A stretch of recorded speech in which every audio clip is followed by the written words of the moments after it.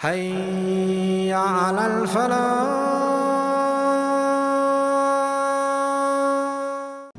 Or you don't want to rent. What do you want to do? You want to own. You don't want to just own, you want to pay it off. So generations from now, it's in your family. It's not just yours, it's for yours for generations. There's this desire to want to have what's called stability. You want stability. You don't want to be, if you're a young man or a woman, or especially young men, they have a good job, they're living in an apartment, salary is good. What are your parents always telling you? Buy a house, buy a house, buy a house. Settle down. They're telling you to settle down. Allah says here, you can settle down. خَالِدِينَ فِيهَا أَبَدًا. You can remain in it permanently. And this is amazing housing because there are no bills, there's no maintenance, there's no plumbing, there's no electrical problems, right? There's no HOA dues, nothing. خَالِدِينَ فِيهَا أَبَدًا, without any of the strings attached. And this is Allah's gift to us. And when you compare it, whatever Allah has to offer in Jannah, when you compare it to whatever you have in dunya, you will see how the dunya fails. How it fails. The most beautiful home, it gets dirty. Right? It has to be maintained. It starts falling apart. It starts getting boring. Cracks start showing up. Things happen. But those homes, خَالِدِينَ فِيهَا أَبَدًا. The most expensive house, you were living in it, financial troubles came, you couldn't pay property tax, now the government steps in. Right? Something's always there. It's never totally yours. It's never totally yours. But Allah is saying, this is totally yours. What an incredible motivation Allah gives. So it's the essence of the deen in the one ayah, and the essential motivation. I'm giving you a house. The essential motivation in the other ayah, which is at the heart of every human being's desire. At the heart of every human being's desire, there's the desire for a nice house. Every one of us has it. It's pre-programmed. We can't even fight it. And those of you that are younger, don't think who have it. I'll talk to you in a couple of years. If it's not there before, it kicks in later. But it kicks in. And you can't even help yourself. So Allah Azza wa Jal speaks to our nature. Then He says, the ultimate gift. This was the small gift, by the way.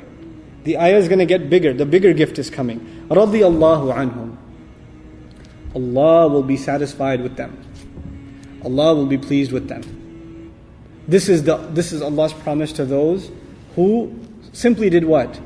لِيَعْبُدُ اللَّهَ مُخْلِصِينَ لَهُ الدِّينَ حُنَفَاءَ وَيُقِيمُوا الصَّلَاةَ وَيُؤْتُوا الزَّكَاةَ. One ayah, basically a transformational ayah, you fulfill that, Allah is happy with you. The master is happy with the slave. رَضِيَ اللَّهُ عَنْهُمْ. And unlike any other slave, وَرَضُوا عَنْهُ, and they will be completely satisfied and pleased with him too. Rida in Arabic means to be pleased with someone to the point where you have no complaints. You have no issues left. Everything, you're totally happy with them, you wouldn't want it any other way. There's no room for improvement. I wish you did this too. No, Allah is completely happy with them, and they are completely happy with Allah. Your kids even are never completely happy with you, even when you buy them stuff. Right? There's always something more you could have bought for them. Your wife is never completely happy with you.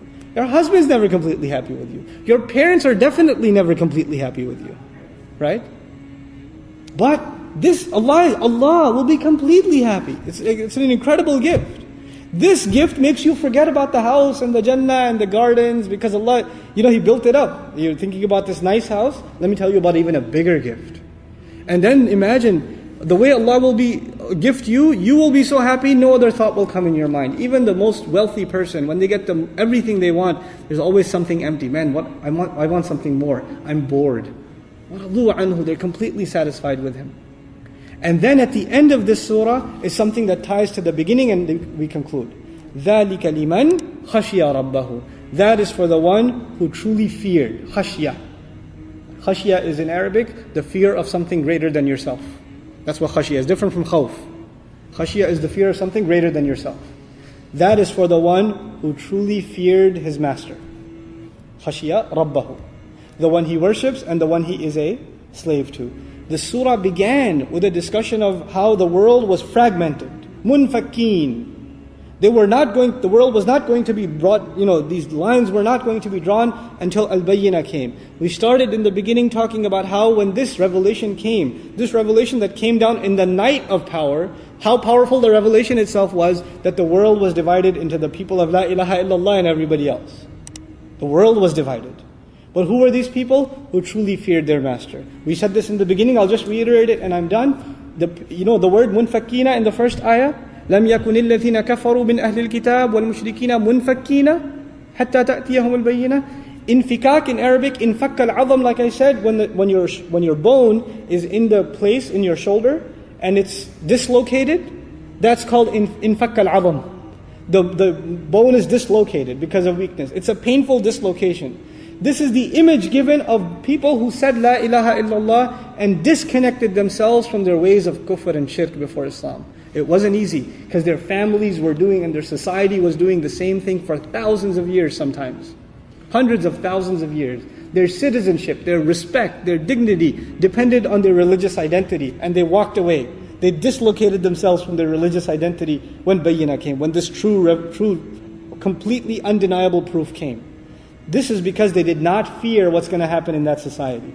They did not fear that they're going to get ridiculed. Whether they were Muslims from Persia, whether they were Muslims from India later on in Islamic history, or the Sahaba themselves in the Prophet's life. They didn't fear when they disconnect themselves from the society of kufr what will happen. Because who did they fear more?